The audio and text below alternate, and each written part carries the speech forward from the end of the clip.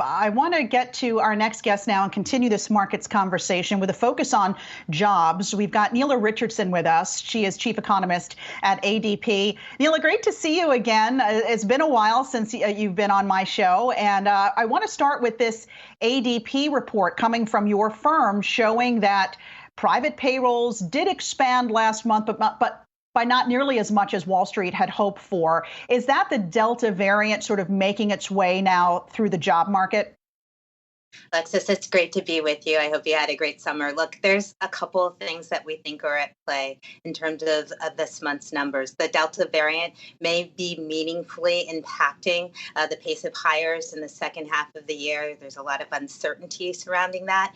But also remember that labor shortages have been a key hurdle, especially for small firms that can't compete as much with those larger firms who can trick out their compensation plans or offer some bonuses and different structures to attract workers. So you're seeing the conflation of bottlenecks in the labor market with this ongoing pandemic that's stayed around far too long, but continues to meaningfully drive the jobs market recovery. Now, I know in months past, the ADP report doesn't necessarily line up with the government unemployment report, which is out just a couple of days after. What are your expectations for that August unemployment report? Because I know the consensus on the street is for an additional 750,000 jobs added. That seems mighty aggressive and mighty optimistic, and an unemployment rate of 5.2%. Where do you stand? You know, Alexis, those consensus estimates have a wide range even within them. We tend to talk about the median or the average, but there is a big range, and that's attributable to the uncertainty we've seen and the unevenness of the recovery. We think that the growth is still robust. And you'll see that in the BLS numbers, but we can't expect million plus job gains for the foreseeable future. Remember, the street was calling for that in January. We will see this unevenness in the monthly gains, I think, going forward. And just to put a little button on it, year to date, ending in July, ADP has calculated 3.4 million jobs on net created. The BLS numbers over the same period is 3.7. So lots of monthly variance, but the overall trend has been in line. Nela, we saw a number of states that cut off those enhanced employment benefits early. It looks like they didn't see a significant boost in job growth. There was a Wall Street Journal analysis that took a closer look at that. Why do you think that is? Because that wasn't the whole story.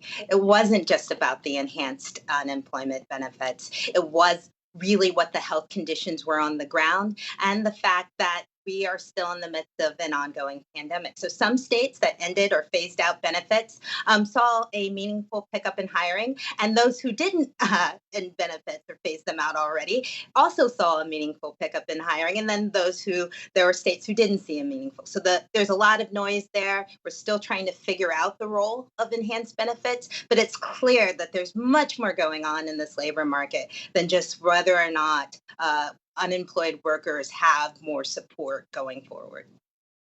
And speak about a range in expectations for this unemployment report. There's also a big range out there amongst economists talking about when are we going to get back to pre-pandemic levels for the job market. Some are saying it's going to take to the end of this decade. Do you think it's really going to take that long to make the job market whole again? I don't, but we still have significant challenges ahead. The service sector in particular is poised to add most of the gains, but it's still 5 million short of where it was pre-pandemic. And we're still seeing 7 million workers sidelined by the pandemic. So yes, there is challenges ahead, but we've also seen an amazing economic recovery, a huge pickup in business formation, financial liquidity is there and present in terms of ADP's small business surveys.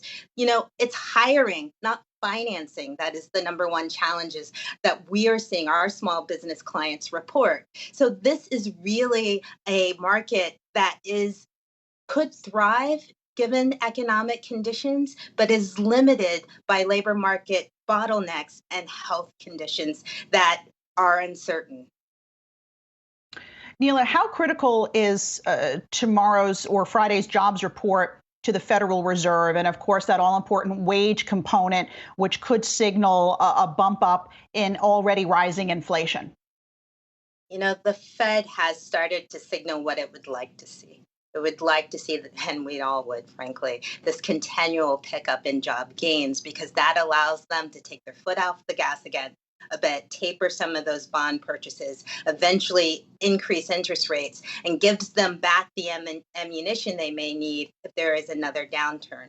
So I do think that this August jobs report is a critical input into that overall plan A. And if it's lower than expected, that shifts to a plan B, where they're more accommodative for longer than they'd like to be. All right, we're a lot to sift through on Friday for sure. Nela Richardson, Chief Economist at ADP, thanks so much for being with us.